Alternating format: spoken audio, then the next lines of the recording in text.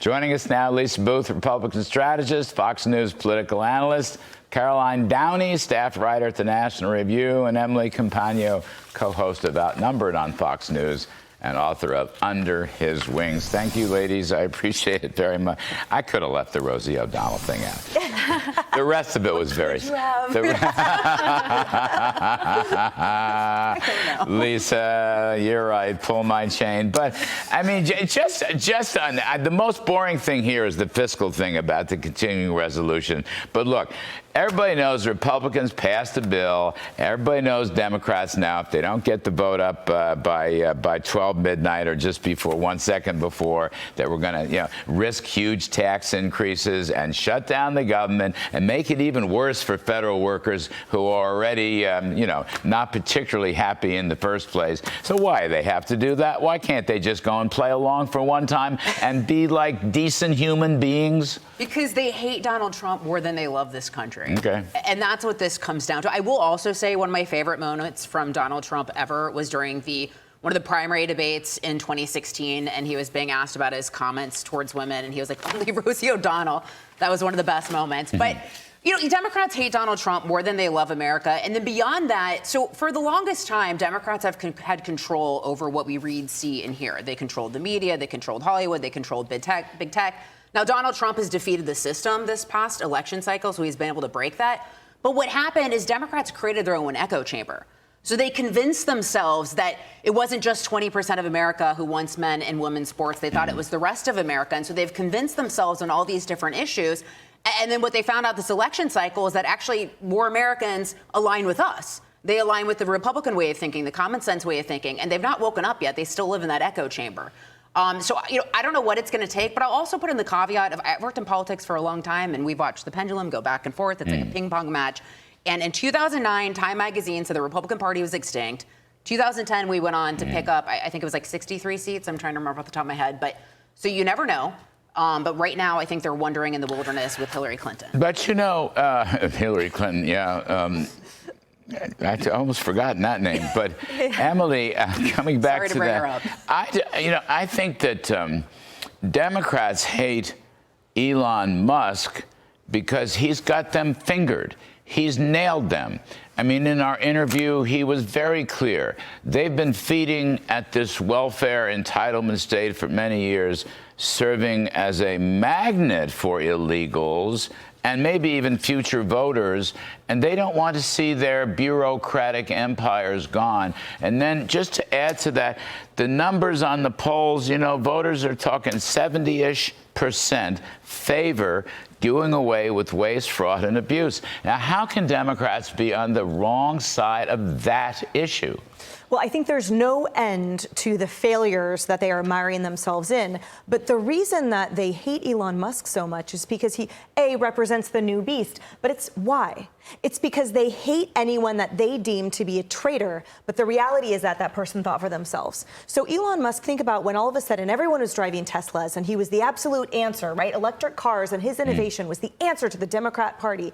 But the reality is, as an independent thinker, then what he aligned himself with the common sense values and efficiency dedication of this administration. Well, no beast is more scorned, right, than one who is they deem a traitor. And you sort of dovetail that in with that the beast is eating itself. And what I mean by that is the utter failure of them to grasp why they have lost connection with the American people is because the greatest weapon they have was cancellation. And if you look at the root of why people refuse to stand up for common sense and say, yeah, boys shouldn't be in the locker room, actually, it was always because of a fear of cancellation from the mob mentality that was fomented with the Democrat Party. So you look today.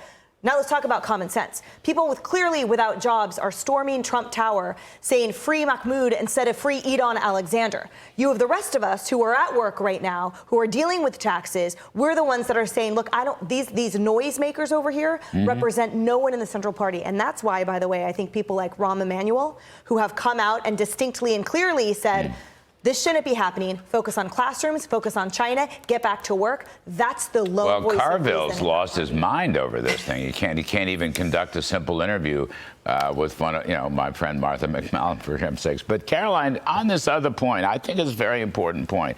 What are they doing storming the lobby of Trump Tower I mean, I don't know exactly who they are.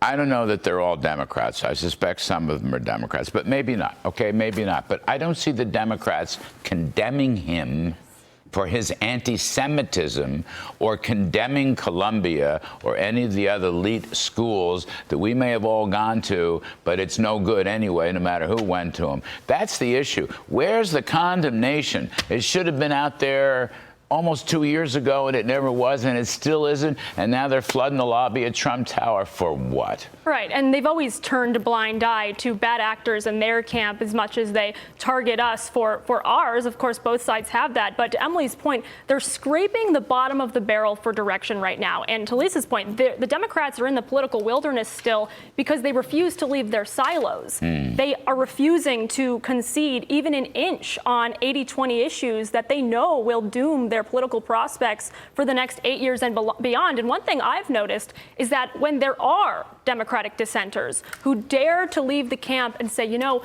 men invaders in women's sports, that's actually not only unfair but unsafe, like Seth Moulton in Massachusetts, he was nearly run out of town.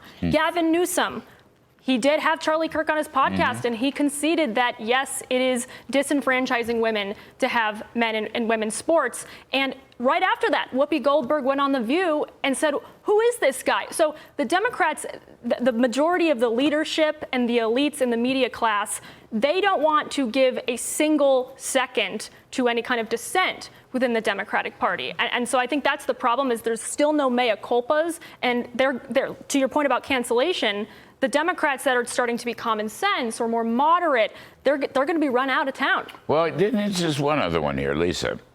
I mean, here's Tom Homan. He's in Albany.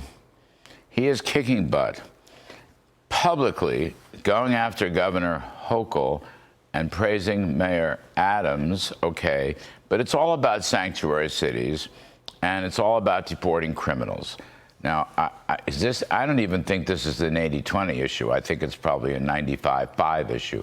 But I don't see the Democrats coming to support Homan. Where are state legislators, House members, the senators, Chuck Schumer? You know, yesterday, Trump, you heard the line Trump said yesterday about Schumer? He said, you're a Palestinian. You used to be Jewish, but now you're a Palestinian because you do. And we actually have the tape. We'll run it in a second and we can read it. I mean, because he was frustrated with Schumer, doesn't want to help on any single common sense thing. And that's why Democrats can't connect with America. I'm just saying. Well, and Democrats always engage in this shaming process, and it's worked before. I mean, you think about people like Mitt Romney when he was attacked on women. I have binders full of, right? But President Trump doesn't subscribe to that. Tom Homan doesn't subscribe to that. And that's how you win. He's like, nope, I'm doing the right thing for the American people. We're getting these bad guys out there. No matter what you call me, I'm not moving. And they've already been able to solve the illegal immigration crisis in over a month, in 50 days. And I was thinking about something earlier when we were talking about Elon. The only core value that the Democrat Party has is hatred. Because they're setting electric vehicles on fire. The climate zealots. Really quite remarkable. They used to love them. They're setting the Chargers on fire. I mean, I asked him. I mean, I said, what do you think about it? The guy, poor guy, his stock's gone down, and he keeps doing this. He's lost a fortune since he came to help Donald Trump. And Greta but it doesn't seem to matter to him. Doesn't matter to him. The world was ending. Right, so this was supposed to be a core issue that they cared about, and obviously it's been exposed as a ruse, as a lie. I will also say that the Democrats' defense of the bureaucracy shows that they don't stand with the American people. I mean, even look at the reaction to Miles Taylor, who wrote the op-ed saying that we're the resistance, we're thwarting a duly elected president. He was treated as a hero. And then you look at Elon Musk and Donald Trump. What are they trying to do? They're trying to wrestle back the government and deliver it to the American people, but they're condemned. Elon Musk is the enemy. He's the evil guy. Caroline. It's warped. Caroline, Democrats like to spend our money. Yes, they do. Okay, how's that? Just And money put it laundering. right on the line.